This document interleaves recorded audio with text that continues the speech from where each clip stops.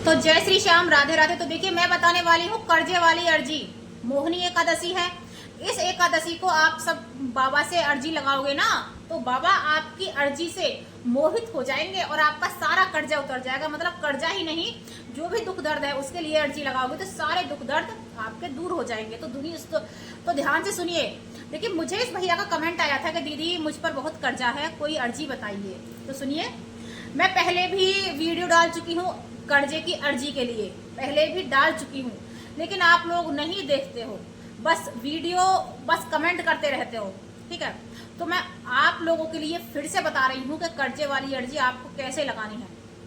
तो देखिए, जैसे कि आप सबको पता है कि 11 का दिन होता है बाबा से अर्जी लगाने का दिन।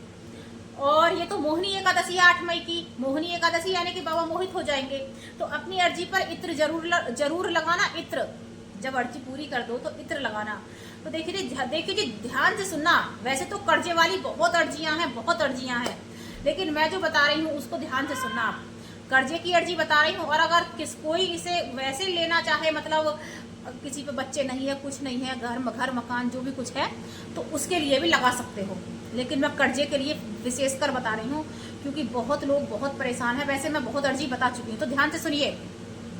छोटी सी वीडियो बना रही हूँ, ध्यान से सुनिए। तो आपका कर्जा कैसे उतरेगा? आप एक सूखा नारियल लेना। ठीक है, नारियल, एक तो आप लोग नारियल नहीं समझते हो। वो जो नारियल होता है ना, सूखा नारियल, जो हम नवरात्रों में जो माता रानी के जब कलश पे रखते हैं, वो वाला नारियल चाहिए हमें, सूखा नारियल। एक कलावा लेना, इत्र की शीशी लेना, और एक लाल चुनरी लेना, छोटी सी। लाल चुनरी ना मिले तो लाल कपड़ा ले लेना, छोटा सा। अब आपको क्या करना है, 11 वाले दिन, चाहे आप व्रत हो या ना हो, बाबा को नहलाना धुलाना। तस्वीर को भी नहला दो। पता, अब मैंने ये बोला ना बाबा को नहलाना धुलाना, तो आपके इसी पर कमेंट आएंगे, दीदी हमारे यहाँ बाबा नहीं है। तस्वीर तो है ना, तस्वीर को नहलाना धुलाना। तो आप लोगों को क्या करना है, बाबा को नहलाना धुलाना, बाबा को देसी घी का दीपक लगाना। देखिए, चाहे आप लगाने लायक हो देसी घी का दीपक या नहीं लगाने लायक हो, लेकिन आपको देसी घी का ही दीपक लगाना है उसको, एकादशी को। वो देसी घी का दीपक लगा देना। फिर आपको क्या करना है, फिर फल फ्रूट का भोग लगाना बाबा को, कुछ भी, कच्चे दूध का भोग लगाना, मिठाई वगैरह का लगा देना। इन तीनों में से एक का भोग लगा देना, जो आप कर सको।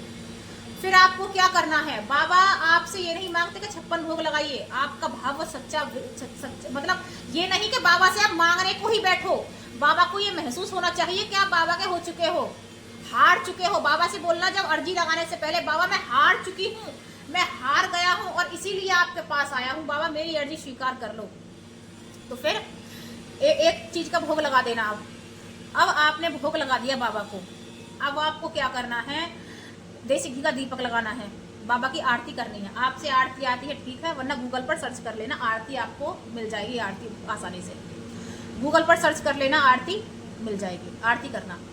अब आरती कराने के बाद में आपको अर्जी लिखने बैठना है। सबसे पहले बोलना, लिखना नहीं है कुछ भी, अर्जी तैयार करने बैठना। आप सबसे बोलना है, बाबा मैं हार चुकी हूँ बाबा, और मैं हार कर आई हूँ, अब तू मेरी लाज रख। ठीक है, अब अर्जी लेना, हल्दी ले लेना अपने किचन से, हल्दी, और रोली मंदिर में हो तो रोली है तो ले लेना, वरना कोई बात नहीं है, हल्दी लेना। हल्दी को गीला करना, पानी से गीला करना। अब उस नारियल पर स्वास्तिक बना देना, एक स्वास्तिक बना देना, इस वाली उंगली से स्वास्तिक बना देना। फिर उस नारियल पर लिख देना जय श्री श्याम, चाहे वो दिखे आपको या ना दिखे, छोटा छोटा नाम, जय श्री श्याम स्वास्तिक ऐसे बना देना। अब उस नारियल पर जितना भी कलावा हो बंडल में सारा लपेटना। जो भी आपकी अर्जी है, जो भी आप चाहते हो, कर्जा चाहते हो ना, कर्जा, तो कर्जा ऐसे ही बोलिए। ठीक है, अगर आप देखो, कर्जे वाले को बता रही हूं मैं, अगर आप जो लोग वैसे लगाना चाहते हो, दुख दर्द है, तो आप बोलकर ही लगा देना।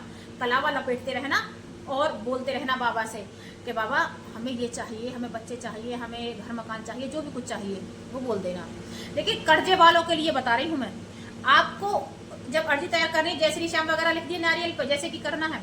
अब आपको एक कागज लेना है, अच्छा कागज लेना है, लाल पेन लेना है। उस पर जिस आदमी का आपके पास कर्जा है, जिसके आपने पैसे ले रखे हैं, उसका नाम लिखना, और फिर जितने पैसे हैं आगे उसके पैसे लिख देना कि बाबा इस आदमी का मुझ पर इतना कर्जा है, आप देखो कैसे उतरेगा। ठीक है, अब उस कागज को जय श्री श्याम लिखकर फिर उस नारियल पर रखना और कलावे से सारा लपेट देना। जितना वो कलावा लिपटे आपको क्या बोलना है, ओम श्री श्याम देवाय नमः, ओम श्री श्याम देवाय नमः, ओम श्री श्याम देवाय नमः। ठीक है, ये बोलना है। और फिर अर्जी को बाबा की जोत जलाइए ना 11 बार ऊपर करके और ओम श्री श्याम देवाय नमः बोलकर बाबा के चरणों में मंदिर में रख देना। जब अर्जी पूरी हो जाए तो बाबा के मंदिर में वहां पहुंचा देना, जहां भी मंदिर हो आपके आसपास, ये ना कि खाटू धाम ही लेकर आओ, जहां भी मंदिर है। और फिर आपको क्या करना है, आप अगर श्याम बाबा के मंदिर भी लेकर जा सको, आपके आसपास श्याम बाबा का मंदिर है तो अर्जी वहां भी लेकर जा सकते हो। और फिर आपको क्या करना है, बाबा की अर्जी तो लग गई, आप वो अब जो लोग पिछली एकादशी को लगा चुके हैं वो नहीं लगाएंगे, और अगर लगाना चाहते हैं, आपका मन है तो लगा देना, लेकिन मेरी तो ये है कि आप नहीं लगाओगे, क्योंकि निर्जला एकादशी आने वाली है 6 जून की, मैं उसको आप सबकी अर्जी लगवाऊंगी फिर। और ये मत सोचना जो लोग इस अर्जी, जिसने पहले अर्जी नहीं लगाई है वही इस अर्जी को लगाएंगे, और अगर जिसने अब ये अर्जी लगा दोगे तो आप निर्जला एकादशी पर भी अर्जी जरूर लगाओगे। ये मत सोचना नहीं लगाओगे, लगा दोगे आप, क्योंकि आप पहले नहीं लगा चुके हो। तो भैया अर्जी लगा देना, बाबा स्वीकार करते हैं, भाव से, सच्चे भाव से अर्जी स्वीकार करते हैं। जय श्री श्याम जी।